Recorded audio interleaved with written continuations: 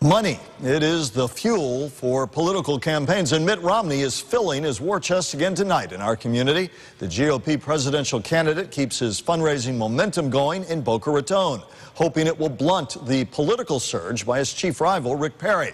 News Channel 5's Evan Axelbank is live in Boca Raton with our story. Evan? Michael, the former Massachusetts governor, came to this gated community to do what he does better than anybody else in presidential politics, and that is raise money in South Florida.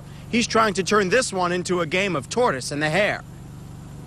Many political pros called former Massachusetts Governor Mitt Romney the winner of last week's Florida debate. I think we ought to have a conversation. We're having that right now, Governor. We're running for president. Romney hopes fundraising events like this one in Boca Raton, costing between $1,000 and $2,500 per person, will help him chip away at Perry's lead. Right now, Romney wants to focus on his fundraising. If he has a real good quarter and beats Perry in the fundraising this quarter, that will say a lot about his campaign. Romney's host tonight is Mark Leader, a venture capitalist in Boca Raton. He's a financier. He's a merger guy. They usually pack a big wallet.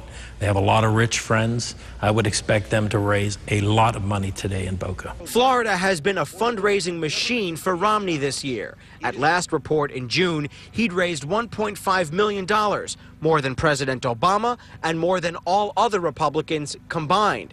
In Palm Beach County alone, he's raised $350,000. Former Republican Congressman Mark Foley, who has raised money for his campaigns in similar circles, says Romney has one big thing to worry about. Political donors often hedge bets by giving to two candidates. And with Perry doing well in polls, the battle for money, the fuel for any campaign, will only intensify. Most of his message has already been delivered, but he has to convince some nervous people tonight that he can beat Rick Perry. And right now, there is doubt. One of the guards here told me that he let in at least 100 cars that were headed to the fundraisers. So if you do the math, you got 100 cars at least times $1,000 per person. Pretty successful night for the former Massachusetts governor.